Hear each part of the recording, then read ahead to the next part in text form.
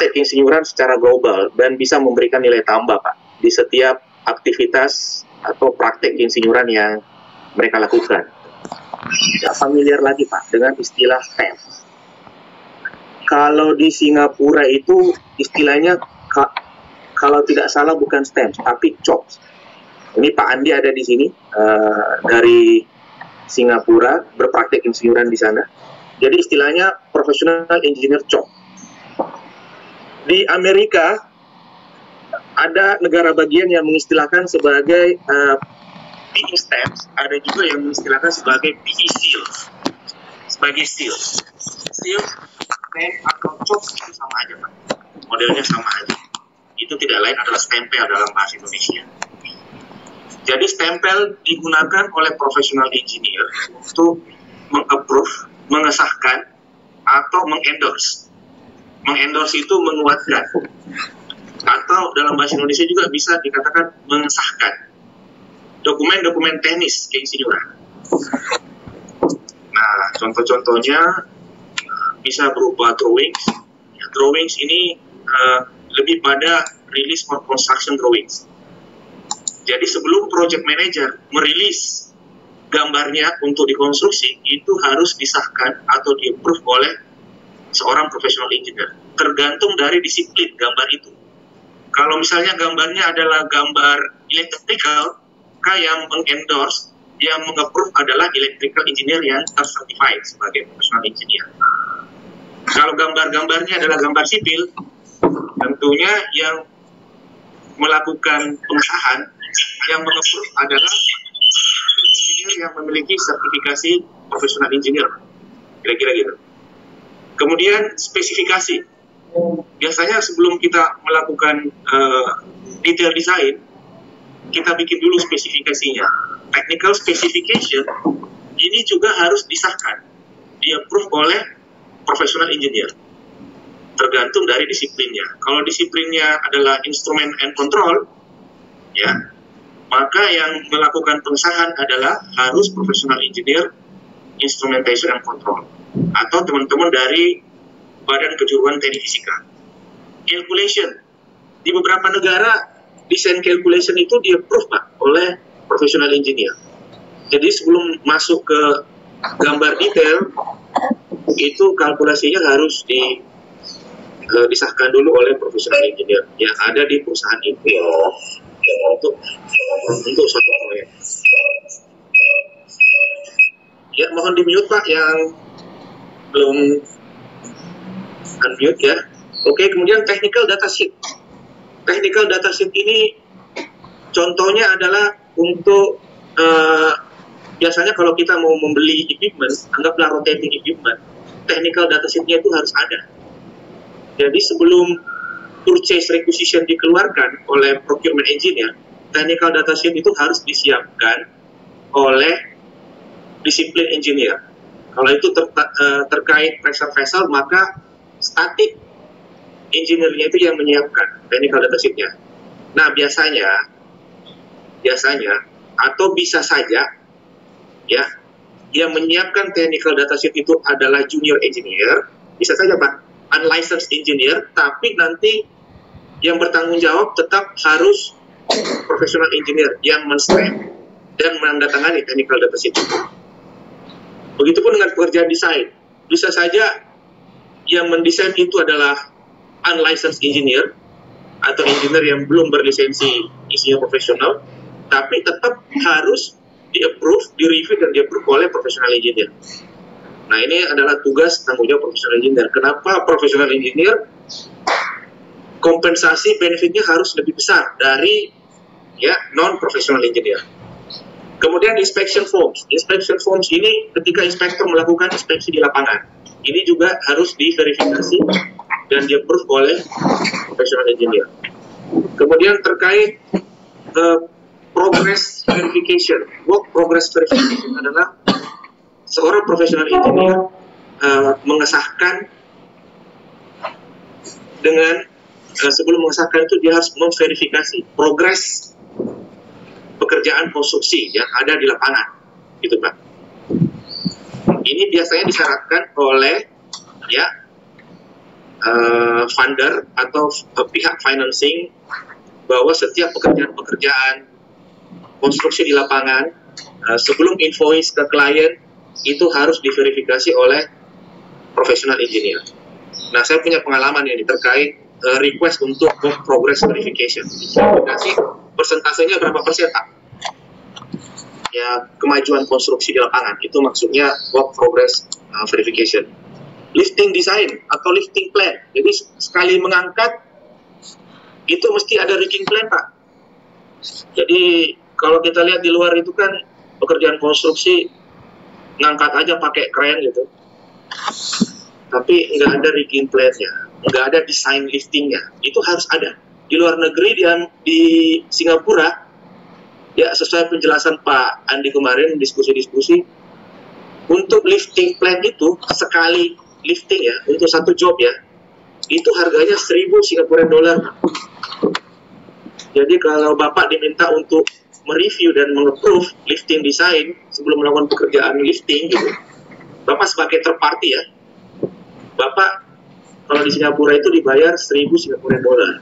Makanya sangat penting ya perusahaan-perusahaan konstruksi itu meng-hire professional engineer untuk mensertifikasi, untuk meng-approve, untuk meng-endorse pekerjaan-pekerjaan lifting tadi, supaya dia tidak harus mengambil ya construction engineer untuk melakukan endorsement dari luar, Pak. Tidak harus mengambil third party karena engineer-nya udah tersertifikasi semua. Kemudian untuk technical report seperti feasibility study, due diligence, yaitu juga harus dicop, harus di-stamp oleh professional engineer ya. Di cover page, di halaman depan, di sampul depan itu harus ada stempel professional engineer yang mengeluarkan report feasibility study, due diligence, dan technical report lainnya. Quality report, ya silakan Pak. Quality assurance, quality control juga punya stempel sendiri untuk meng-approve ya quality assurance, quality control di lapangan. Kemudian untuk teman-teman pertambangan, di situ ada mine plan, mine engineering plan. Nah ini juga teman-teman pertambangan juga memiliki stempel, Pak, ya, untuk bisa menstempel, untuk bisa meng-approve. Tidak ada pekerjaan pertambangan yang bisa jalan sebelum ada approval dari mine plan engineer. Kemudian untuk teknik lingkungan, karena Undang-Undang Nomor 11 2014 juga mengatur tentang teknik lingkungan itu adalah bagian dari praktek insinyuran. Nah, environmental report juga itu harus di-stempel, harus dicop oleh seorang professional engineer environmental sebelum laporannya itu dikeluarkan untuk publik atau untuk klien. Nah, seperti yang saya sampaikan sebelumnya bahwa praktek professional engineer di beberapa negara itu bisa berbeda, Pak, sesuai dengan law and regulation, sesuai dengan hukum dan peraturan pemerintah atau peraturan undang-undangan yang ada di negara itu. Next, objektifnya apa sih? Jadi objektifnya adalah untuk klien, apakah kliennya itu adalah private client atau government client, juga termasuk untuk publik. Stamp itu menyatakan atau mengkonstitusi penanda khusus dari professional engineer. Itu Pak, Bapak punya stamp itu penanda khusus dari Bapak. Jadi stamp itu nggak boleh di-share ke yang lain. Stampnya itu juga secara peraturan sebenarnya harus dibuat oleh PII, ya, dibuat seragam oleh PII, dan PII yang harus mendesain dan mendistribusikan ke para ya certified engineer atau professional engineer ya di Indonesia. Nah, kapan kita harus menggunakan penanda khusus ini? Kapan kita harus menggunakan chop, seal atau stamp ini? Ini digunakan ketika kita melakukan desain, Pak, atau kita melakukan supervisi, atau kita melakukan review terhadap pekerjaan insinyuran, terhadap deliverables dari insinyuran gitu, sebagai bagian dari services pelayanan kita, Pak, sebagai professional engineer yang kita berikan ke publik. Nah, gambar-gambar yang keluar itu harus di stamp oleh profesional engineer sebelum dikeluarkan ke publik. Jadi kan jelas Pak, di Undang-Undang 11 2014 dan PP 25 2019 itu jelas bahwa yang melakukan praktek keinsinyuran adalah insinyur yang memiliki surat tanda registrasi insinyur. Gitu. Jadi tidak bisa dikatakan praktek keinsinyuran kalau yang melakukan bukan insinyur, Pak. Semisalnya tukang yang bekerja di lapangan, dia melakukan pekerjaan konstruksi, tapi itu bukan praktek insinyuran, karena dia bukan insinyur sebenarnya. Gitu. Yang melakukan praktek insinyuran adalah insinyur yang berlisensi tadi, yang memiliki surat tanda registrasi insinyur. Seperti itu. Jadi nggak bisa memiliki STRI kalau tidak sarjana teknik, Pak. Gitu. Jadi ada pengalaman terkait sertifikasi keahlian. Ada satu asosiasi yang mengeluarkan sertifikat keterangan ahli, ya, untuk anggotanya. Sertifikat tenaga ahli keinsinyuran. Padahal, ya, anggotanya itu bukan insinyur, bukan sarjana teknik, hanya lulusan SMA atau hanya lulusan STM. Nah, ini yang kita tertibkan, PI mesti menertibkan ini. Kemudian kita lanjut ke PE practice di beberapa negara. Nah, di luar negeri seperti di Amerika, setiap state atau negara bagian itu punya praktek insinyuran yang berbeda-beda. Kalau di Kanada, praktek insinyuran itu secara independen diregulasi oleh setiap provinsi. Misalnya Provinsi Manitoba, mereka punya regulasi praktek insinyuran sendiri. Misalnya Provinsi Ontario, mereka punya praktek insinyuran sendiri. Mereka punya aturan sendiri. Misalnya British Columbia juga punya praktek insinyuran sendiri, Pak. Tapi di Indonesia tidak seperti itu. Di Indonesia, guidelines praktek insinyuran sesuai Undang-Undang Nomor 11 2014 dan PP 25 2019 itu hanya bisa dikeluarkan oleh institusi engineering authority yang bernama Persatuan Insinyur Indonesia. Kira-kira gitu, Pak. Kalau di ASEAN gimana? ASEAN, Singapura dan Malaysia itu udah mulai, Pak, dari 20 tahun yang lalu. Gitu. Yang namanya implementasi aplikasi stamp, chop, seal udah digunakan dari 20 tahun yang lalu. Dan undang-undang keinsinyurannya itu udah dari 30 sampai 40 tahun yang lalu, Pak, udah kelar, Pak, udah keluar. Pak. Di Indonesia kita engineering law-nya baru keluar di tahun 2014. Setelah 4 tahun kemudian baru keluar, Pak, PP 25 2019. Jadi kita sangat-sangat lambat. Dan saat ini kita berusaha untuk memperkenalkan penggunaan stempel. Ya, penggunaan chop, penggunaan stamp untuk praktek insinyuran seperti yang saya jelaskan tadi. Nah, ini contoh-contoh PE stamp di beberapa negara, in various countries, ya. Nah, kalau kita lihat di atas itu Oregon. Oregon itu salah satu negara bagian di Amerika, di bagian barat, ya, tepi barat di Oregon State. Nah, kalau di Oregon itu mereka mengklasifikasi STEM-nya itu berdasarkan disiplin atau bahkan berdasarkan subdisiplin. Misalnya Structural Registered Professional Engineer. Di South Carolina itu udah di agak timur dia, ya, timur bawah, timur selatan. Itu mereka nggak memperlihatkan disiplinnya disiplin apa. Ya, umum aja gitu, dibikin general saja. Sama dengan negara bagian di Maine, State of Maine. State of Maine itu di bagian timur atas, itu udah berbatasan dengan Kanada. Itu juga professional engineer, STEM-nya juga dia sifatnya umum. Di situ tidak tertulis civil, mechanical, electrical atau lainnya. Di Missouri, ini Missouri dekat State of Kansas, juga bersifat umum, Pak, STEM-nya. Kemudian yang lebih spesifik di Singapura itu ada STEM khusus misalnya untuk pressure vessel. Pressure vessel ini kan sub-disiplin dari mechanical engineering, Pak.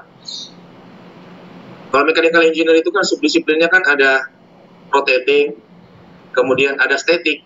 Nah, static, di bawah static ada lagi, Pak. Ada heat exchanger, ada pressure vessel, ada boiler. Kemudian pipeline, ada piping. Nah, itu subdisiplin dari mechanical engineering. Di Malaysia, Nah, ini juga dibagi STEM-nya diklasifikasi ke disiplin, sivil, dan seterusnya.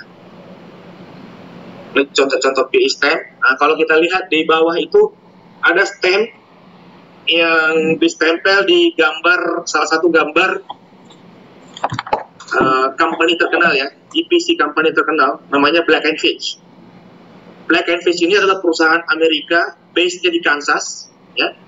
Kansas itu di Midwest, Pak, dekat sebelah kiri, sebelah timur atau sebelah barat dari Missouri State.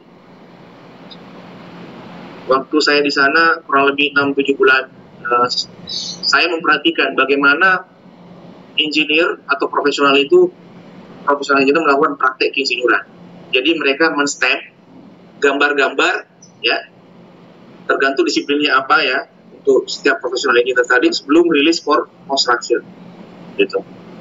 Kemudian di Australia, ini ada contoh stamp dari Mr. John Smithington. Nah, Australia itu punya regulasi sendiri, Pak. Stampnya juga beda, bentuknya kotak. Anyway, ya PII lah yang menentukan apakah bentuknya bundar atau bentuknya kotak. Itu nanti harus bisa diseragamkan. Itu disertifikasi oleh National Engineering Register. Ya. Istilahnya kalau di Australia itu Charter Professional Engineer, itu Pak, title-nya. Nah, pengalaman saya, Pak, ini ada beberapa contoh PE endorsement di Indonesia yang pernah saya lakukan. Dan terus terang, yang meminta saya untuk melakukan endorsement ini bukan klien-klien Indonesia, tapi klien dari luar negeri. Nah, ini case study pertama ini, saya dealing dengan Malaysian Engineering Company. Jadi konsultan dari Malaysia, base-nya di negara bagian Johor. Mereka ada proyek untuk membangun gudang di salah satu perusahaan tambang ya, saya sebut aja, namanya Gold Mining, Martabe Gold Mining. Saya diminta untuk ya mengendorse satu bangunan, one single story building, dan satu desain spreader bar, Pak. Nah, ini emailnya, saya sempat tampilkan screenshot dari Ibu Juanita namanya. Ya, good afternoon Habibie, as discussed, we would like to quote for PE endorsement of spreader bar. Please refer attached document for your reference. Jadi sebelum saya mengendorse spreader bar, ya, sebagai professional engineer, dokumen-dokumennya itu harus disiapkan untuk saya review. Jadi saya tidak asal mencop, men-step, kemudian minta dibayar. Tidak seperti itu. Jadi ada step-stepnya gitu untuk melakukan proses review tadi. Nah, ini contoh spreader bar, Pak, yang saya step. Ya, karena PII belum punya standar stempel ya, jadi saya bikin stempel sendiri. Saya belajar dari negara lain bahwa setidaknya itu nama kita harus ada di stempel itu, registration number kita harus ada, kemudian di mana kita terlisensi, dan kalau bisa kita sebutkan siapa atau kita tampilkan logonya siapa institusi yang mengeluarkan registrasi profesional engineer itu. Nah, ini contoh spreader bar. Ini tadi, Pak, kalau di Singapura ini harganya $1.000 nih. 1,000 Singapore dollar. Kalau di Malaysia ini harganya kurang lebih 500 ringgit Malaysia, Pak. Oke, atau sekitar 1,7 rupiah ya. Nah, ini satu contoh juga, juga dari Miss Juanita tadi, konsultan Johor itu, untuk satu bangunan ya, itu juga membutuhkan endorsement dari Professional Engineer of Indonesia. Seperti itu, saya pasang stempel saya di ini. Pak Misran mungkin bisa di mute, Pak. Oh, oke. Nah, itu tadi disiplin sivil. Structural. Kalau disiplin mekanikal seperti apa? Nah, disiplin mekanikalnya ini ternyata sudah ada regulasi terbaru 2019 dari ASME, Pak, yang menyatakan bahwa untuk desain pressure vessel dan Users Design Specification. Press vessel itu harus mendapatkan approval, endorsement dari professional engineer, di mana desain press vessel itu dilakukan, Pak. Di mana manufacturing press vessel itu dilakukan. Contoh misalnya Multifab, ini Pak Yeremies nih yang sharing nih pengalaman kita ini. Pak Yeremies dapat orderan dari Pertamina. Pertamina refer to ASME standard. Nah, di ASME standard itu tertulis. Jadi isinya itu menyatakan bahwa ASME standard menginvolve professional engineer untuk meng-approve desain dan users design specification dengan kriteria, Pak. Pertama, register professional engineer dari Amerika atau Kanada. Jadi bisa saja yang melakukan stamp itu, approval itu, professional engineer dari Amerika atau Kanada. Itu yang disyaratkan oleh ASME. Walaupun pekerjaannya, desainnya dilakukan di Indonesia. Kemudian bisa juga dari international professional engineer yang diotorisasi oleh International Professional Engineers Agreement. Ini worldwide. Bisa juga mereka melakukan endorsement atau approval stamp pada desain dan design specification tadi. Atau PII pun sebenarnya udah bisa, Pak. Jadi professional engineer PII itu semenjak PII sudah menjadi authorized member of APEC, jadi kita juga kalau desainnya dilakukan di Indonesia, kita bisa meng-approve, Pak. Professional engineer Indonesia udah bisa meng-approve ya sesuai dengan regulasi dari ASME tadi. Atau kalau desainnya dilakukan di Eropa, itu juga bisa dilakukan oleh authorized member of European Federation Organization. Nah, ini contoh satu lembar endorsement, Pak, satu lembar approval sheet yang dikeluarkan oleh ASME. Nah, yang saya blok warna biru itu di situ professional engineer mencop, melakukan stamp, kemudian tanggal berapa kita melakukan review, kemudian engineers regulation authority-nya siapa? Ya, saya langsung saja turun ke bawah. Engineers registration authority-nya adalah PII.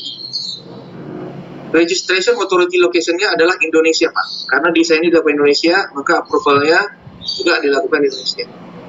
Engineers registration number tidak lain adalah STRI number kita. Karena STRI kita udah keluar, maka yang menjadi registration number adalah surat tanda registrasi.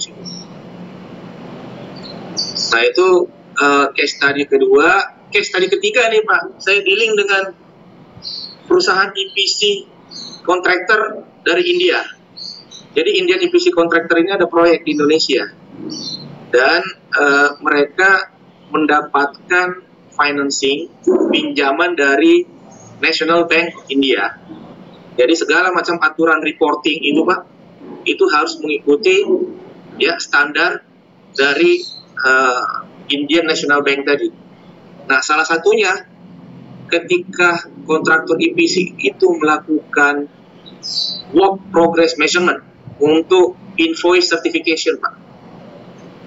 Nah, itu dibutuhkan satu professional engineer untuk memvalidasi bahwa perhitungan bill of quantity-nya udah benar, nilai ya rate-nya itu udah benar, kemudian installation amount-nya atau total amount-nya itu udah benar, dan dibikinnya seperti yang di atas ini tadi, Pak. Jadi situ ada logo PII, kemudian ada semacam letterhead yang saya keluarkan sebagai professional engineer. Di situ ada registration number saya, dan saya tanda tangan di situ. Tanda tangan dan stempel. Kemudian tanggal juga kita tulis manual, Pak. Kita tulis handwriting. Pada saat kita stempel, tanggalnya ada, ya, dan tanda tangannya.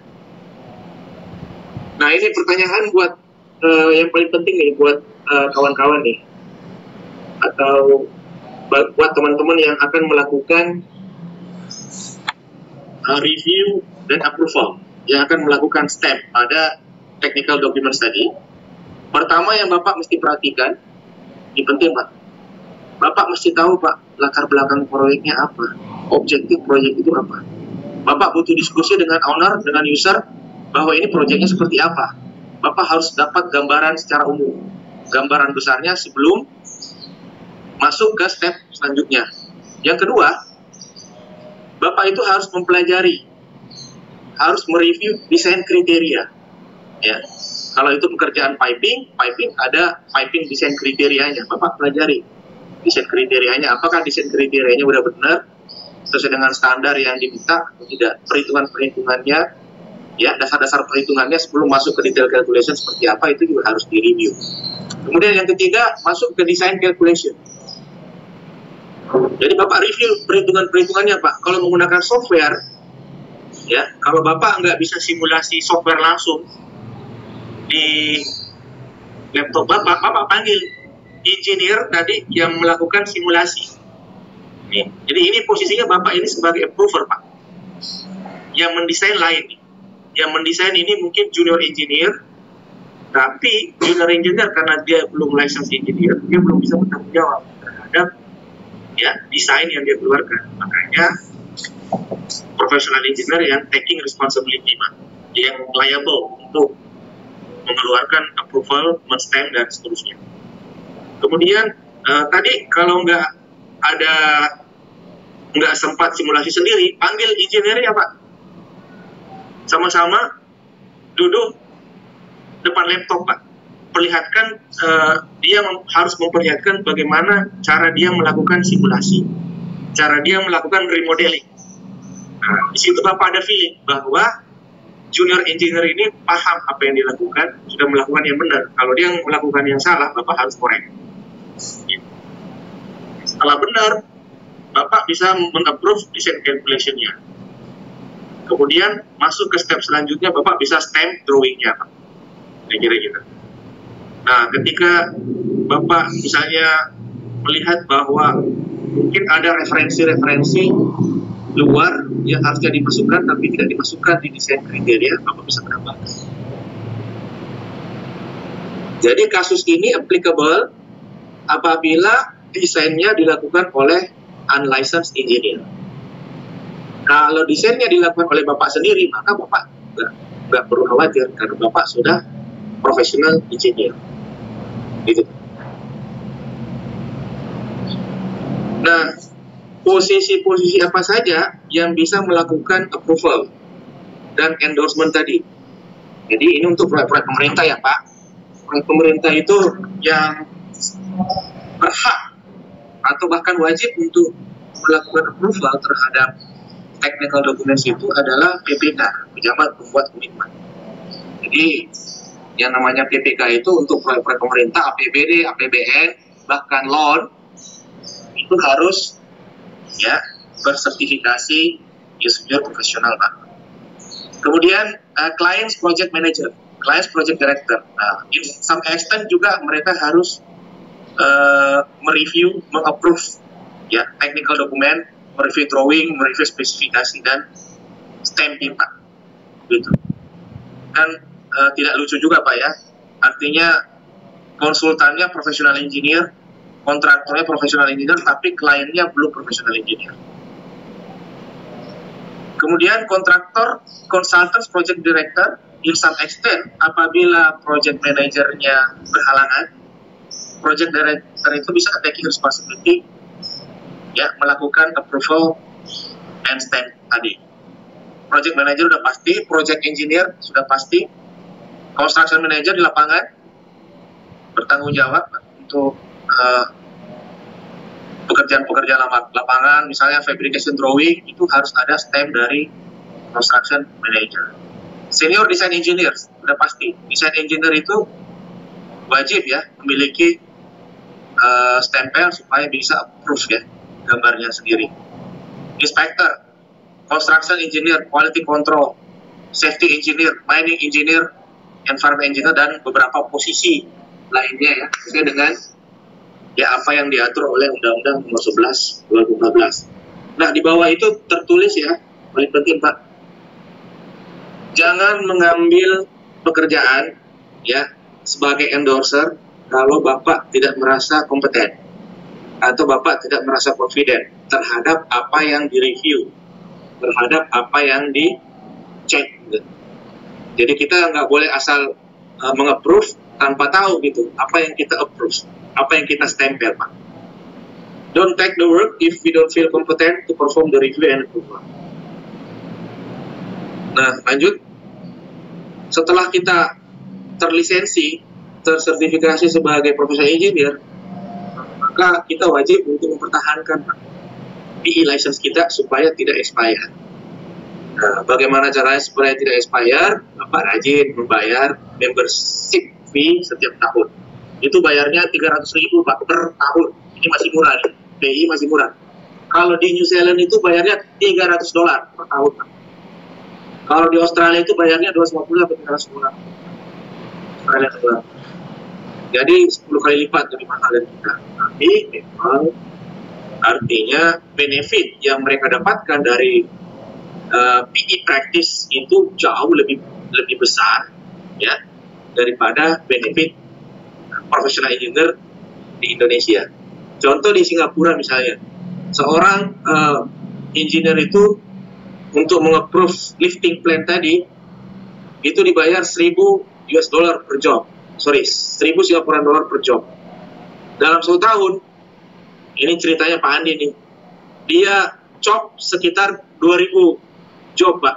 Jadi berapa tuh? 2 juta Singapura dolar, Pak. Itu udah bisa beli Ferrari kalau Singapura. Gitu. Kemudian Bapak wajib untuk mensubmit continuous professional development setiap tahun. Ada report CPD yang Bapak mesti submit setiap tahun. Isi CPD itu adalah seminar, workshop, training, kemudian penugasan-penugasan Bapak di proyek, Bapak masukkan sebagai CPD. Itu semua ada nilainya. Dan biasanya ada nilai tertentu setiap tahun yang harus dipenuhi. Nah, tadi saya sudah jelaskan bahwa sertifikasi insinyur profesional STRI itu harus di-renew setiap 5 tahun. Sama, negara lain juga setiap 5 tahun. Nah, ini bagaimana memilih PE, Professional Engineer, ya, untuk melakukan endorsement. Kalau Bapak sebagai klien, bagaimana Bapak memilih Professional Engineer untuk melakukan endorsement? Pertama, user itu harus mengecek sertifikatnya. Nah, yang dicek itu idealnya itu sertifikat surat tanda registrasi insinyur dan insinyur profesionalnya, Pak. Jadi Indonesia itu yang namanya PE itu dikenal sebagai STRI, izin praktek. Kalau insinyur surat tanda registrasi insinyur, kalau dokter surat tanda registrasi dokter. Kemudian yang kedua, Bapak cek juga CV-nya relevan atau tidak untuk mengambil pekerjaan itu. Contoh misalnya pekerjaan pressure vessel yang membutuhkan approval untuk user design specification. Jadi yang Bapak cari adalah mechanical engineer yang punya pengalaman pressure vessel, ya, bukan mechanical engineer yang pengalamannya lebih banyak ke piping, pipeline, HVAC atau rotating equipment, gitu Pak. Jadi stempelnya boleh ada, tapi belum tentu dia punya pengalaman di situ. Jadi user itu harusnya jeli, Pak, harus melihat juga apakah pengalaman yang dimiliki oleh professional engineer yang relevan untuk meng-approve, men-stamp gambar itu atau tidak. Kemudian kita lanjut stamp classification. Jadi bagaimana kita mengklasifikasi stamp itu? Jadi saya belajar dari beberapa negara. Kita sebenarnya bisa menawarkan 2 opsi, Pak, di PI, Pak. Opsi 1, di stempel itu kita pasang disiplin name, nama disiplin, misalnya Insinyur Alif Usman. Di stempelnya tertulis sipil, STRI number-nya harus ada, gitu Pak. Kemudian untuk mechanical misalnya, siapa teman mechanical di sini? Mas Basuki Nugroho. Di situ tertulis, Pak, di stempelnya mechanical, Insinyur Basuki Nugroho. Registration number-nya ada, negara, tempat, authority, apa, yang melakukan sertifikasi dan praktek insinyuran itu harus ada. Misalnya kalau di Malaysia, tulis di Malaysia. Kalau di sini ada di Indonesia, Pak, stempelnya. Nah, itu opsi pertama, muncul disiplin name. nama disiplinnya. Saya pertambangan, instrumentation control, industrial, mining, environment, forestry. Dan forestry juga diakui sebagai disiplin keinsinyuran ya di Undang-Undang Nomor 11 2014, termasuk agricultural. Option 2, Bapak tidak harus memperlihatkan engineering disiplinnya. Cukup ya pasang namanya Bapak dan registration number-nya dan lokasi atau negara di mana ya stempel itu berlaku, Pak. Gitu. Contoh, kalau kita lihat di State of Florida. Di State of Florida itu kan, kalau Bapak lihat gambarnya itu kan tidak ada, Pak, tertulis di situ dia disiplinnya sipil, mechanical, electrical. Nah, beda dengan option 1 di Malaysia. Di Malaysia itu jelas. Dia hanya bisa stempel untuk electrical saja. Nah, di bawah itu ada, saya jelaskan bahwa domain PII itu adalah mengeluarkan JUPLAG, Professional Engineer Practice Guidelines, Pak. Petunjuk pelaksanaan ya PE practice di Indonesia, termasuk mengeluarkan desain dan reproduksi STEM. Jadi harapannya ke depannya yang memproduksi STEM-nya, yang mendesain STEM-nya itu bukan kita-kita, Pak, bukan saya, bukan Pak Aris Tungkah, bukan Pak Darmansyah ya yang punya stempel ya, tapi yang mengeluarkan itu adalah PII. Tapi karena aturannya belum ada sekarang, ya nggak apa-apa lah, Pak, kita berkreasi sedikit lah, Pak. Siap, Pak, siap. Oke. Kemudian benefit memiliki PE license. Jadi ya tadi saya sudah jelaskan, endorsement atau approval fee, Pak, untuk setiap engineering deliverables yang Bapak tanda tangani dan stempel tadi. Jadi kalau Bapak sebagai third party, ya tadi misalnya disuruh memverifikasi work progress, ya, memeasure work progress tadi, tanda tangan di situ kita dapat sekian US dollar, sekian Indonesia rupiah. Kalau misalnya ada pekerjaan lifting plan membutuhkan professional engineer STEM, ya kita juga bisa dibayar 1.000 Singaporean dollar.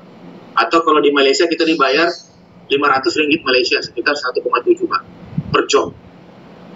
Nah, PE can practice in different place as long as they are not in conflict of interest situation. Nah, contoh, Pak Imam. Pak Imam ini kan kerjanya di PT Spetnek Indonesia, Pak. Sama dengan saya. Ya. Siap, Pak. Kalau Bapak dapat orderan dari proyek lain, Bapak bisa ngasih stem, Pak. Bapak bisa nge-review drawing, Bapak bisa approve drawing. Sepanjang tidak ada conflict of interest dengan PT Spetnek Indonesia, Pak. Oke. Berarti kan tidak lucu juga kan, Pak Imam, kita berada di dua bendera untuk satu proyek, gitu kan? Kira-kira gitu, Pak. Siap. Oke. Nah, Pak Basuki juga seperti itu. Di perusahaan geothermal ada orderan di tempat lain, ya, sepanjang itu tidak ada konflik of interest dengan perusahaan Bapak, saya kira bisa juga melakukan praktek. Ini JUPLAG-nya harus ada, Pak. Professional Engineer Guidelines-nya harus ada, mengatur konflik of interest, code of conduct, dan pengaturan-pengaturan yang lebih detail itu harus bisa dikeluarkan segera. Makanya kita dorong Persatuan Engineer Indonesia untuk segera mengeluarkan. Ini tidak lain adalah supaya praktek keinsinyuran Indonesia itu lebih disiplin, lebih tertata rapi, kita profesional engineer lebih profesional, dan yang paling penting ada nilai tambah buat profesional engineer, Pak, dari tingkat kesejahteraan dan seterusnya. Oke, kalau Bapak bekerja di satu perusahaan dan Bapak tersertifikasi atau terlicense sebagai engineer, license engineer, tentunya kan opportunity-nya lebih besar, Pak, untuk berkarir, posisinya bisa lebih bagus di masa depan dibandingkan dengan engineer yang tidak memiliki license tadi. Contoh, di Black & Fish tempat saya bekerja itu sangat beda. Jadi teman-teman yang profesional engineer dan yang bukan profesional engineer itu dibayarnya berbeda. Dan teman-teman yang sudah profesional engineer itu cepat naik, Pak, sebagai senior spesialis ya engineer, bahkan bisa naik sebagai chief engineer. Nah, ketika dia chief engineer, ya remunerasinya bisa lebih tinggi daripada project manager atau project director. Nah, di Indonesia itu belum menghargai yang namanya spesialisasi. Kalau di luar negeri udah Pak, ya namanya chief engineer itu gajinya lebih tinggi dari project manager atau project director gitu. Posisinya engineer loh, chief engineer. Bapak tidak harus berpindah switching dari engineering specialization ke project management. Bapak tidak harus berpindah untuk dibayar mahal. Kemudian yang paling penting juga buat saya ya kalau kita sharing name card kan bangga juga Pak. Recognition as professional engineer, you put it as a formal title in the back of your name. Imam Budori, Insinyur Profesional Madya. Insinyur Akbar, ya, IPM, itu jauh lebih sound Pak, lebih bunyi Pak. Gitu. Oke, kalau di Malaysia lain lagi Pak. Kalau Bapak lihat title di Malaysia itu terbalik. Gelar insinyur, gelar profesi itu lebih di depan daripada gelar akademik. Misalnya Insinyur Dr. Farhad Abbas, MSc. Bukan doktor insinyur, tapi insinyur doktor. Bahkan profesor pun di belakang insinyur. Insinyur profesor Habib Birasa misalnya Pak. Ya, kalau saya di Malaysia Pak, ya. Kira-kira gitu ya. Betul itu Pak, betul. Ya. Jadi profesornya di belakang, insinyur di depan Pak. Kemudian konsekuensi dari PI malpraktis. Nah, ini di Undang-Undang Nomor 11 2014 dijelaskan. Pertama, yang bukan insinyur tidak boleh menjalankan praktik insinyuran. Tidak boleh punya stempel, Pak. Tidak boleh meng-approve technical documents, tidak boleh. Kalau tidak akan dipenjara paling lama 2 tahun dan pidana 200 juta rupiah. Yang kedua, setiap orang bukan insinyur yang menjalankan praktik insinyuran apabila mengakibatkan kecelakaan, cacat jiwa dan seterusnya, itu bisa dipenjara dan seterusnya. Kemudian ada lagi Pak sebenarnya ini. Kemudian bagi yang profesional engineer yang tidak menjalankan praktek insinyuran dengan benar, itu juga bisa diberi ganjaran. Dendanya juga lebih banyak. Saya lupa pasal-pasal ini. Tapi intinya ada di situ di Undang-Undang Nomor 11 2014. Nah, step untuk terlisensi itu sesuai dengan Undang-Undang 11 2014. Di sini ada Pak Taufik Nur, Sekretaris Forum Pelaksana Program Studi Program Profesi Insinyur se-Indonesia. Nah, Pak Taufik ini sudah sosialisasi bahwa untuk mendapatkan surat tanda registrasi insinyur ada 2 Pak syaratnya. Pertama, harus memiliki ijazah insinyur. Bapak bisa ikut yang namanya rekognisi pembelajaran lampau Pak. Pengalaman 5 tahun, ikut RPL 1 semester, pengalaman Bapak, portofolio Bapak terkonversi ke SKS. Keluarlah IPK. Kemudian yang kedua, sertifikasi insinyur profesional dari PII.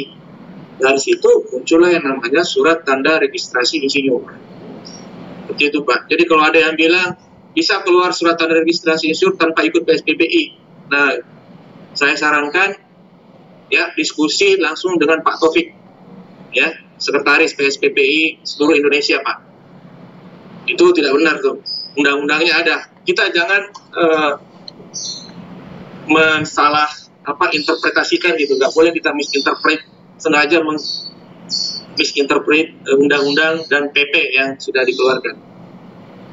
Bapak juga harus bayar iuran setiap tahun, Pak. 300.000 per tahun. Nah, sekarang kita ada online membership, Bapak tinggal isi, di BPI ada, Bapak tinggal ikuti stepnya, nanti keluar digital membership card, seperti yang saya punya, Pak. Fakta terkait engineers profession.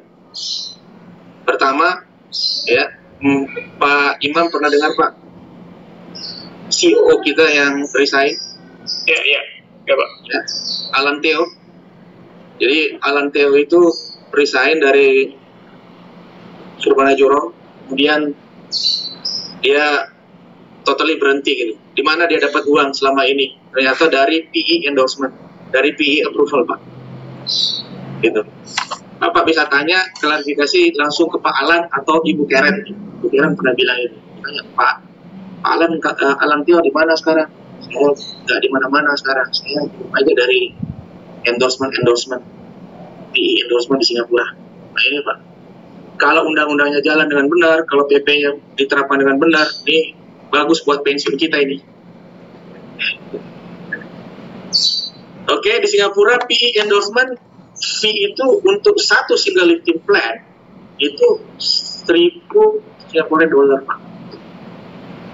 Di Malaysia, PE endorsement fee untuk satu single engineering drawing tadi saya sudah sebutkan senilai 1,7 rupiah kalau dikonversikan ya 500 ringgit Malaysia.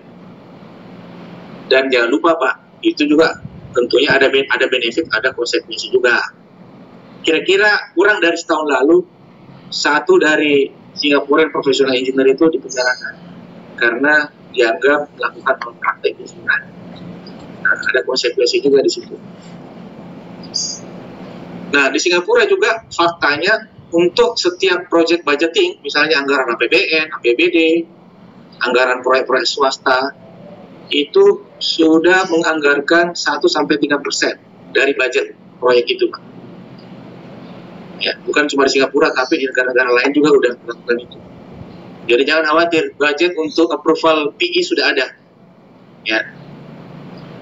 Yang kedua, seperti yang saya bilang tadi, engineering and construction company, ya, perusahaan engineering dan konstruksi di negara-negara yang sudah maju praktek engineering itu seharusnya meng-hire engineer yang sudah memiliki sertifikasi professional engineer, supaya nanti kalau ada kebutuhan-kebutuhan untuk approval STEM tidak perlu mengambil professional engineer dari luar, Pak, karena pasti biayanya mahal.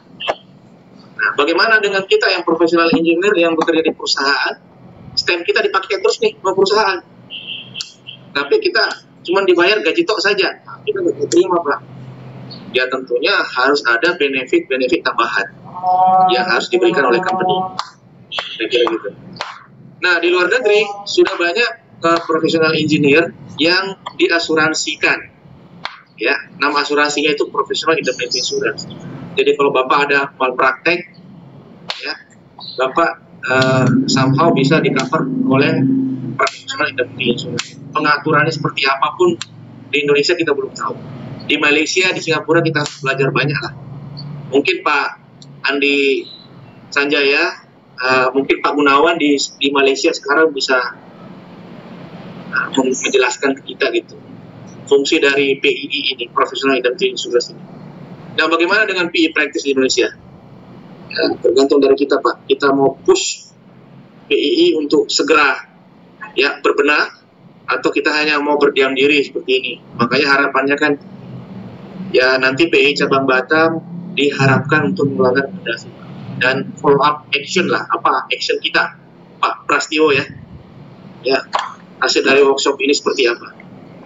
Nanti kita coba lempar ke pengurus PII pusat. Oke Pak, sementara ini dari saya kembalikan ke hostnya, silakan Pak Prastio.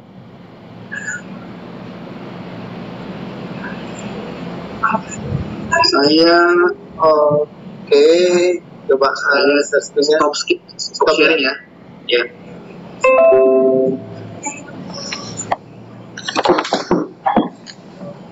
Oke, menarik. Topiknya Pak Habibie Razak, Pak Insinyur Habibie Razak. Ini sangat membuka wawasan sekali ya bagi saya pribadi dan kemungkinan bagi rekan-rekan juga mengenai Islam yang sudah menjadi standar di berbagai negara maju. Bahkan tetangga kita paling dekat, Singapura dan Malaysia. Juga ini izin salah satu anggota PII Batam di sini, kalau saya lihat ada Pak Erwin Santoso ya. Pak Erwin? Pak Erwin ada Pak Erwin? Siapa?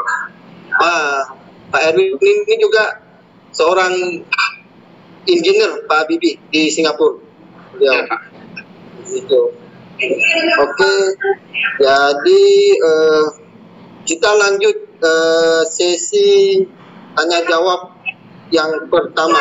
Nah, untuk sesi tanya jawab pertama, saya serahkan ke Pak Sudomo. Pak Sudomo, kalau rekan-rekan sering mendengar nama Pak Sudomo di WhatsApp, kita coba lihat mukanya. Mana Pak Sudomo ini? Ya Pak, selamat pagi Pak. Tampilkan Pak. Oh, lagi di pantai. Ya. Lagi di pantai nih Pak. Orang Batam di pantai terus. Ya, saya juga lagi di jembatan nih kayaknya. Ya. Mungkin sampingnya itu, Pak. Oke, Pak, tempat dan waktu saya serahkan ke Bapak Insinyur Sudomo IPM. Silakan, Pak. Oke, terima kasih Pak Prastiwo dan juga Pak Bibi atas materi-materi yang telah diberikan. Ya, jadi untuk session ini saya akan coba menyampaikan ada beberapa pertanyaan ya sesuai dengan agenda kita. Namun saya akan urut dari pertanyaan pertama sampai pertanyaan ke-10 ya, 10 anggota atau 10 peserta. Jadi nanti langsung aja bertanya ke Pak Habibie dengan saya akan sampaikan siapa dahulu yang harus akan bertanya. Ada 10 list pertama pertanyaan ya. Pertama adalah Bapak Safri Mulyadi. Ya, ini tadi dia tanya sebenarnya freelance inspection ya. Jadi bisa langsung aja Pak Safri menanyakan langsung ke Pak Habibie biar clear ya dan mendapatkan jawabannya. Assalamualaikum Pak Habibie. Silakan Pak. Halo, assalamualaikum. Waalaikumsalam. Saya Safri Mulyadi. Saya Safri Mulyadi. Saya dari BI Batam. Kebetulan juga sebagai Dewan Penasehat di BI Cabang Batam. Saya sekarang bekerja sebagai profesional. Putus suaranya Pak. Coba jawab untuk inspection biasanya. Jadi sebetulnya kalau dengan apa yang Pak Habibie paparkan tadi, saya justru sangat tertarik. Kemungkinan besar saya besok sudah akan membuatkannya seperti yang Pak Habibie buat seperti itu. Kenapa? Saya bekerja secara pribadi. Saya kerja sebagai freelance. Jadi sebetulnya kebutuhan saya adalah kebutuhan urgent terhadap STEM ini untuk legalisasi saya secara pribadi terhadap apa-apa yang saya upload selama ini. Jadi kayak laporan inspection, kemudian apa-apa yang saya buat, apa yang saya inspeksi, apa yang saya kerjakan merupakan satu hal yang bisa saya pertanggungjawabkan secara pribadi, secara profesional sebagai seorang engineer. Jadi saya cuma di sini sudah memaknai apa yang Bapak sampaikan tadi sebetulnya semuanya. Di sini saya cuma menekankan kepada BI Pusat, kalau bisa jangan sampai nanti karena keterlambatan membuat pola STEM, akhirnya muncul STEM-STEM yang berbeda-beda tentunya. Jadi pesan saya kepada BI Pusat, kalau bisa secepat mungkin menyiapkan satu standar daripada STEM-nya supaya kita buat sendiri pun boleh. Terima kasih Pak Habibie. Wassalamualaikum. Waalaikumsalam warahmatullahi wabarakatuh. Ya, saya jawab langsung Pak Sudomo. Ya, bisa Pak. Ya. Jadi Pak Sudomo dan saya ini sama-sama dalam satu kabinet di era Presiden Soeharto, Pak ya. Ya Pak, beda nasib aja. Oke Pak. Jadi iya, untuk saat ini karena STEM-nya belum distandarisasi oleh PII ya. Jadi silakan aja Pak dibuat STEM-nya, tentunya dengan panduan tadi yang saya berikan. Di situ ada nama Bapak, kemudian registration number-nya, lisensinya di mana, ya, di Indonesia ya. Yang mau dibikin bundar atau mau dibikin kotak, seperti punya saya ya. Kalau punya saya kotak, kalau Pak Darmo saya bikin bundar. Saya ikut, ya Pak Bibi aja deh, saya ikut aja. Ini model lebih bagus. Ya. Oke Pak, silakan. Sambil ya, in paralel kita kejar terus nih Pak BI ini untuk segera mengeluarkan guidelines ya terkait praktek insinyuran, termasuk ya standarisasi ya, desain dan reproduksi stempel profesional engineer Pak. Ya, menarik nih Pak. Ini sebenarnya sebagai freelancer ya, kalau di negara lain itu sangat-sangat bisa sejahtera Pak. Sangat-sangat bisa sejahtera itu karena istilahnya marketnya sudah ada. Dengan klien kita udah deket, kalau ada kebutuhan klien udah langsung bisa ini Pak, itu Pak. Nah, cuman di Indonesia memang ya seperti yang saya sampaikan tadi masih butuh proses Pak untuk menuju ke sana. Undang-undang kita baru keluar 2014, 5 tahun kemudian baru keluar PP-nya 2019, PP 25 2019. Kalau di Malaysia hanya Undang-Undang Kesusilaan kapan keluar? Sejak tahun 1967, Pak. Dan sudah melakukan 4 kali amandemen dalam 40 tahun terakhir. Indonesia belum sampai ke situ. Tapi kita sebagai insinyur Indonesia, harapannya ya kita harus kompak, Pak, harus solid. Sama-sama bawa ini ke pemerintah, sama-sama ke PI pusat untuk memperjuangkan nasib insinyur. Saya cuma miris aja, Pak. Saya beberapa hari yang lalu ke rumah sakit untuk periksa kehamilan istri. Saya masuk ke rumah sakit, kemudian di prakteknya saya lihat, wah dokternya dokter senior nih, umurnya kira-kira 60 tahunan lah. Saya udah berpikir nih, ini rate-nya berapa ya, Pak? Betul, Pak. Ternyata keluar 10 menit setelah periksa USG 10 menit keluar berapa, Pak? 550.000, Pak. Dalam 10 menit saja gitu. Jadi kapan profesi insinyur bisa lebih maju, Pak, dari profesi dokter? Kapan insinyur Indonesia bisa lebih sejahtera daripada ya profesi dokter? Nah, itu pertanyaan buat kita semua. Kita merenung, kita sama-sama memikirkan gimana strateginya supaya kita bisa lebih sejahtera, lebih makmur juga dari profesi-profesi lain. Jangan dibilang, Pak, profesi advokat di Indonesia. Ya kalau Hotman Paris dia bisa aja bilang dari ITB, kamu dari universitas ini, insinyur dari ini kan. Tapi belum tentu kamu bisa kalahkan penghasilan saya katanya. Gitu, Pak. Nah kalau kita mau agak materialistis sedikit ya mungkin kita bisa ngomong seperti itu, Pak. Oke. Ya, silakan Pak Sudomo, saya cukup, Pak. Oke, terima kasih Pak Habibie atas penjelasannya dari pertanyaan Pak Sabri. Kemudian pertanyaan kedua dari partisipan Bapak Alfiansyah ya. Silakan Pak Alvin.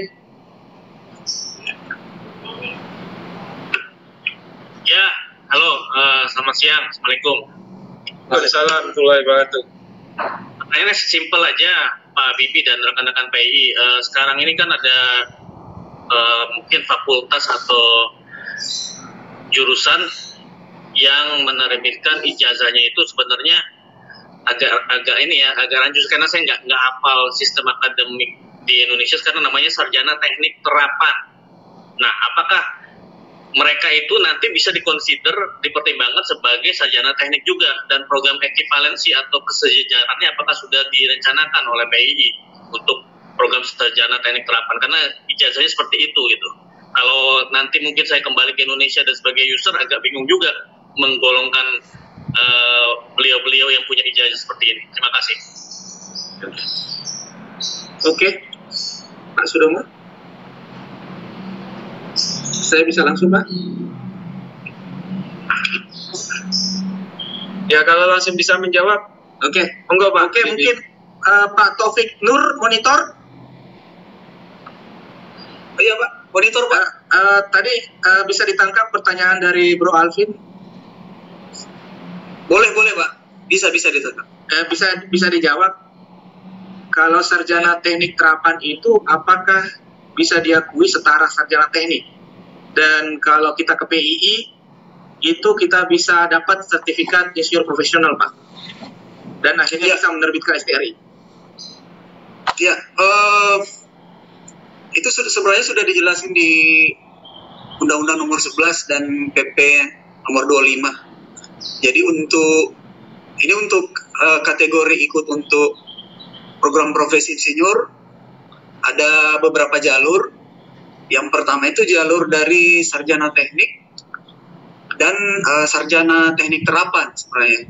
Jadi itu tidak perlu mengikuti kegiatan penyetaraan sama dengan teman-teman kita yang dari sarjana sains dan sarjana pendidikan teknik. Jadi mereka langsung bisa seperti itu. Jadi Oke, sip, clear. Terima kasih Pak Taufik. Ya, seperti itu, clear. Jadi persyaratannya untuk ikut program profesi yang sarjana teknik dan teknik terapan cukup sebenarnya 2 tahun, tapi karena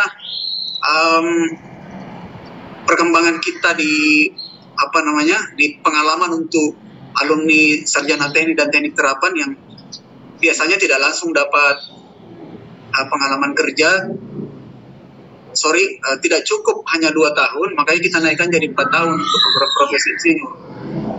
Jadi mereka tidak perlu penyetaraan. Yang perlu penyetaraan itu yang dari sarjana sains dan pendidikan teknik. Terima kasih. Yang pendidikan teknik ini ya IKIP itu ya Pak? Ya, kalau itu harus ikut program penyetaraan penyetaraan di perguruan tinggi. Atau ada mekanisme lain yang dikeluarkan oleh perguruan tinggi untuk mengakumulasi beberapa tahun pengalamannya seperti yang diterapkan di RPL. Oke, sekiranya cukup ya penjelasan dari Pak Taufik ya, Pak Alvin ya Pak. Ya. Terima kasih. Mantap ya. Sama-sama Pak Alvin. Terima kasih Pak Taufik atas penjelasannya. Berikut pertanyaan dari Pak Erwin Santoso ya Pak ya. Silakan ya. Pak Erwin. Ya. Terus ke Pak Habibie. Ya, pagi Pak. Pertanyaan saya untuk nanti kalau BIS dan kedepannya itu akan berlaku untuk provinsi saja atau untuk regional nasional gitu ya. Yang pertama, yang kedua untuk gambar konstruksi misalnya untuk di sipil ya. Kalau sudah ada BIS-nya itu maka akan ditampung sama badan tertentu gitu di PII. Yang ketiga, kalau misalnya desain PII-nya di endorse, tapi apakah dia memeriksa ya? Itu Pak. Itu aja Pak. Terima kasih. Oke, pertanyaan pertama tadi ya sesuai dengan Undang-Undang 11 2014 dan PP 25 2019. Jadi PE endorsement ini berlaku nasional Pak untuk seluruh Indonesia. Jadi Professional Engineer of Indonesia having jurisdiction ya itu untuk seluruh Indonesia. Jadi misalnya Bapak dapat PI STEM-nya di Jakarta, ya no wonder semuanya dari PI pusat ya, Bapak bisa berpraktek dari Sabang sampai Merauke Pak, itu tidak ada masalah. Kemudian yang kedua terkait endorsement ya, untuk perusahaan konstruksi Pak. Jadi ya siapa yang mereview hasil kerja dari PI, yang nggak ada lagi Pak. Jadi final reviewer itu adalah professional engineer. Nah, misalnya untuk gambar-gambar konstruksi itu kan, kalau Bapak melihat etiket gambarnya itu di bagian bawah itu kan drafting by, ya digambar oleh siapa. Kemudian biasanya ada lead designer atau lead drafter, check by, ya check by lead drafter tadi. Kemudian design by-nya itu yang mendesain boleh non-professional engineer yang tidak punya license tadi, tapi review by itu harus professional engineer. Seperti itu. Nah, sekarang setelah review by ya oleh professional engineer, tentunya kan gambarnya harus release for construction Pak. Project manajernya kan yang merilis for construction. Pertanyaannya, apakah project manajernya harus tersertifikasi PI Pak? Itu harus Pak.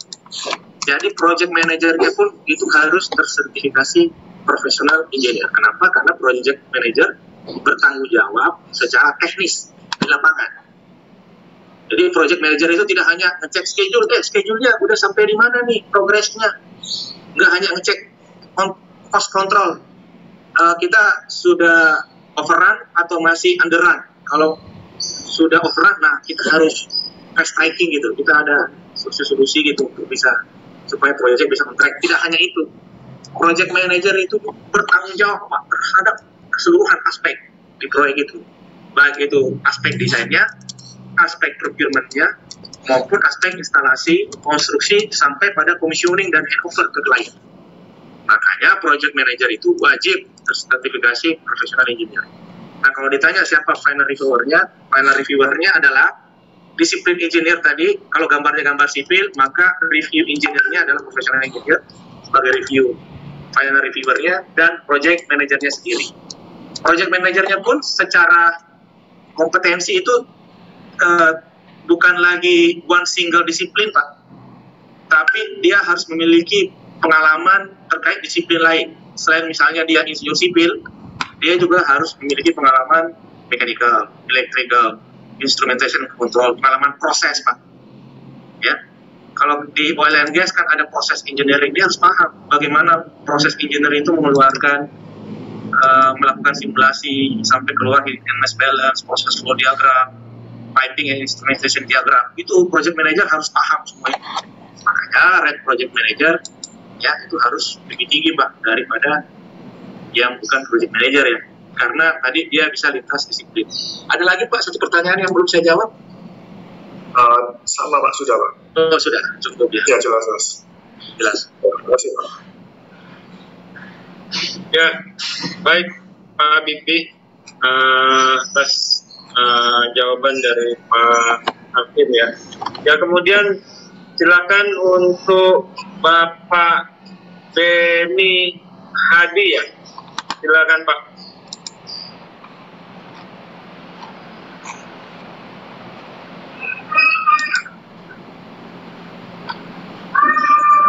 Pertanyaan untuk Bapak Beni Hadi, silakan Pak.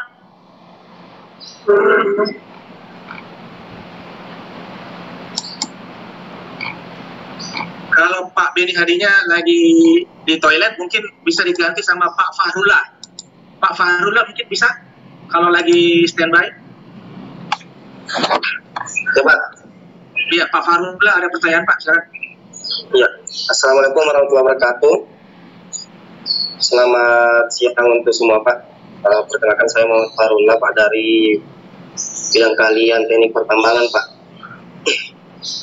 Posisi saya saat ini di daerah Sulawesi Tenggara. Terkait masalah pertambangan, Pak.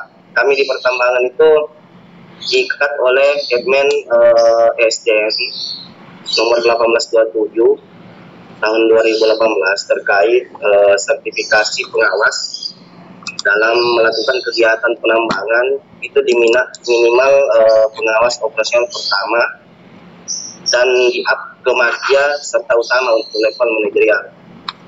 Nah, lisensi ini memang sudah dari dulu, masih tahun 95 juga, Pak, ada namanya Kepmen 55 95. Dan kami di pertambangan bisa dibilang masih nihil, sangat nihil yang sudah bergabung dalam dalam PII, karena pada dasarnya mereka juga teman-teman masih berpatokan kepada lisensi POP, POMPU-nya, Pak. Nah, itu dia. Nah, yang saya mau tanyakan, bagaimana sinergitas antara Kepmen 1827 ini dengan PP PP nomor 25 tahun 2019 dari PII terkait lisensi bagi sarjana teknik di dalam pertambangan, apakah wajib insinyur profesional dan wajib memiliki STRI, Pak? Jadi apa? Masing-masing negara punya praktek insinyuran yang beda-beda. Ini dikembalikan ke PI, ini mau seperti apa nanti. Yang ini juplak. Ya, guidelines professional engineer practice itu ada, Pak. Even till now. Sampai sekarang. Sejak undang-undang dikeluarkan 2014 sampai sekarang itu belum ada. Makanya kita harus push ngurus nih. Jadi saya pengurus pusat, tidak berbicara sebagai pengurus pusat, Pak, ya. Jadi teman-teman yang dari cabang, dari wilayah, ya teman-teman calon anggota PI ini harus push. Jangan saya, Pak, ya. Suruh berantem. Silakan. Kemudian SKA, Pak, ya. Nah, itu kalau SKA itu sekarang kan sudah ada MOU, Pak, Panji, antara PI dan LPJK. Jadi teman-teman yang memiliki SKA itu bisa konversi ke insinyur profesional, Pak. Tapi yang saya pahami bahwa hanya bisa sampai pada level insinyur profesional pratama, gitu. Jadi walaupun SKA-nya utama, SKA-nya madya, tetap nanti konversinya ke insinyur profesional pratama. Nah, itu hanya berlaku sampai usia SKA-nya tadi. Kalau SKA-nya berlaku 2 tahun, maka insinyur profesional pratamanya hanya berlaku 2 tahun. Habis itu harus mengisi kembali, Pak. Harus mengisi kembali form assessment, formulir aplikasi insinyur profesional. Ya, kalau skornya dapat 3.000 itu harus ikut technical interview. Ya, kira-kira gitu. Itu sekarang yang lagi didiskusikan. Jadi, ya please don't get me wrong, Pak. Untuk SKA apa ya? Kalau SKA itu kan banyak asosiasi profesi yang mengeluarkan. Mulai dari HAKI, HPJI, sampai asosiasi profesi yang baru lahir 1-2 tahun lalu, Pak. Asosiasi profesi di bawah LPJK itu kurang lebih 100, Pak. Asosiasi profesi. Bahkan ada beberapa teman-teman yang heran, kok SKA saya bisa keluar, saya nggak pernah melamar gitu, saya nggak pernah apply, saya nggak pernah isi apa-apa, saya nggak pernah diwawancara. Ada juga yang cukup store ijazah, keesokan harinya SKA-nya udah keluar, Pak. Gitu kan. Nah, yang lucunya lagi, SKA, pemilih SKA itu ada yang ijazah SMA, ada yang ijazah STM, ada ijazah diploma 3, bisa memiliki SKA, Pak. Nah, itu tentunya tidak bisa ya langsung diakui gitu untuk mendapatkan penyetaraan sertifikasi insinyur profesional. Jadi, tolong Pak, teman-teman, kita ini mau ke jalan yang lurus atau mau ke jalan yang belok-belok, Pak? Kalau kita mau ke jalan yang lurus, ayo kita sama-sama, gitu kan? Kira-kira itu, Pak Panji. Pak Sudomo, silakan. Baik, Pak Panji, itu cukup ya, Pak ya? Ya, cukup, Pak. Oke, terima kasih Pak Bibi atas jawabannya. Kita batasi waktu sampai jam 11.45 dengan satu pertanyaan lagi, Pak Bibi. Dari Pak Sigit Widiatmoko. Monggo Pak Sigit. Assalamualaikum warahmatullahi wabarakatuh. Waalaikumsalam warahmatullahi wabarakatuh. Selamat siang teman-teman sekalian, Bapak sekalian, profesional juga. Selamat siang Pak Bibi. Udah lama nggak ketemu kita. Ada satu pertanyaan Pak Bibi, ketika saya sebagai seorang profesional engineer, kemudian saya bekerja di satu perusahaan, dan perusahaan itu saya sebagai construction engineer dan juga sebagai construction superintendent. Saya pernah kemarin belum lama, sekitar 1 bulan yang lalu, itu berdebat dengan owner. Kebetulan owner kita itu yang satu dari Jerman dan kemudian yang satunya dari Irlandia, tapi dia di New Zealand.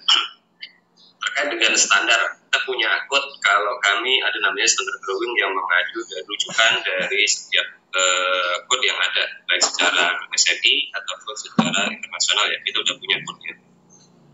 Namun demikian, owner itu punya kepentingan. Jadi saya pernah memasang suatu pipa yang seharusnya itu tidak ada minimum jarak dari rotating dari equipment kemudian ketemu elbow, itu ada kodenya.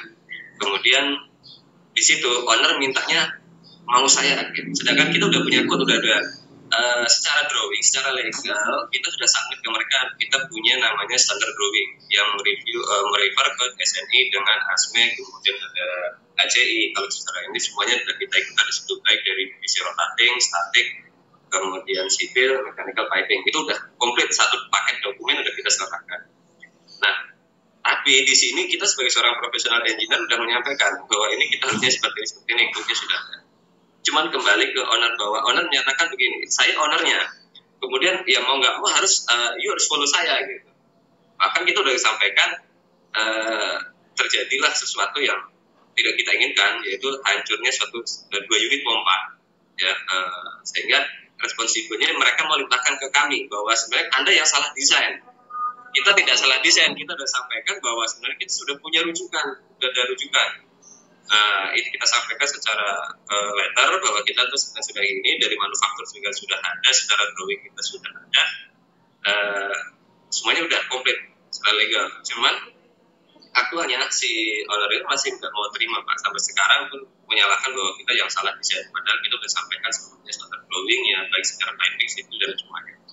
Sehingga kemarin itu ada vibrasi sehingga pompanya hancur dari manufaktur, kemudian juga tidak mau lagi karena owner yang sudah disiapkan. Nah, bagaimana sikap kita terkait dengan kondisi seperti ini, Pak? Ya, mungkin hanya itu pertanyaannya, Pak. Assalamualaikum warahmatullahi wabarakatuh. Pak Sudarmo. Ya, jadi langsung dijawab aja Pak, karena ini pertanyaan terakhir. Memang banyak sekali dari teman-teman juga ingin bertanya banyak. Jadi nanti kita akan jawab langsung ke email Pak. Ya, beberapa pertanyaan dari teman-teman di sini. Ya, mungkin untuk pertanyaan Pak Sigit, monggo langsung dijawab aja Pak Habibie. Silakan. Oke. Nah, oke Pak Sigit. Ya, senang Pak bisa lihat muka Bapak lagi di sini Pak. Selamat ketemu Pak Sigit. Ini aktif terus nih Pak Sigitnya di LinkedIn Pak, update status proyek nih. Kita banyak belajar juga nih dari Pak Sigit nih. Kalau kita lihat sering ditampilkan gambar-gambar, kemudian penjelasan proyek, deskripsinya, menarik. Jadi biasanya kalau ada dispute seperti itu, kita selalu kembalikan ke kontrak. Jadi di kontrak itu ada bagian technical term and condition ya. Nah, yang disepakati standar code-nya adalah standar apa? Misalnya kalau di kontrak itu memang disepakati standar SNI, ya di lapangan kita pakai standar. Kalau misalnya di situ diakui standar internasional, akan digunakan standar internasional, harus disebutkan standar internasionalnya di mana. Kalau mechanical pakai ASME, kalau sivil misalnya ASTE, kalau untuk spesifik konkret ada ECI ya, dan seterusnya. Nah, ini persoalannya kliennya Jerman Pak, jadi mungkin dia memaksakan juga spesifikasi kontrak kodnya itu standar kodnya itu pakai Jerman punya, namun harus balik lagi Pak ke kontrak. Apa yang dituliskan oleh kontrak itu harus dijalani sama-sama. Nah ini yang kedua, ya kalau menurut saya sepanjang itu masih international standard, itu harusnya diakui di mana-mana.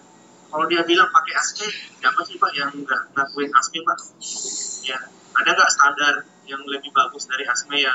Kalau di Indonesia ya mungkin ada yang lebih bagus, tapi semua engineer ya di Indonesia itu, ya mechanical engineer tanya aja satu-satu, mereka lebih familiar dengan business standard. Jadi harusnya klien bisa accept gitu dengan standar internasional yang kita gunakan. Tapi ujung-ujungnya ya kalau sampai ke arbitrase itu pasti harus ngecek kontraknya bunyinya apa. Nanti dari situ ya dikembalikan lagi nih gimana solusinya antara klien dengan kontraktor ya, dan seterusnya ya. Kira-kira gitu Pak Sigit. Ada mau ditambahkan Pak? Terima kasih Pak atas penjelasan. Kira-kira cukup ya Pak Sigit ya. Oke, untuk session tanya jawab saya pikir cukup, walaupun waktunya sangat terbatas. Mohon maaf untuk hal ini. Jadi saya akan kembalikan ke moderator Pak Pras untuk menutup hal ini. Ya, mungkin juga nanti akan ada informasi untuk session yang hari Rabu kali Pak ya. Ya karena ada beberapa teman-teman yang tidak bisa mengikuti pada hari ini. Mungkin dari saya itu aja. Terima kasih. Mohon maaf jika ada yang kurang. Wassalamualaikum warahmatullahi wabarakatuh. Waalaikumsalam. Waalaikumsalam warahmatullahi wabarakatuh. Waalaikumsalam warahmatullahi wabarakatuh. Waalaikumsalam warahmatullahi wabarakatuh.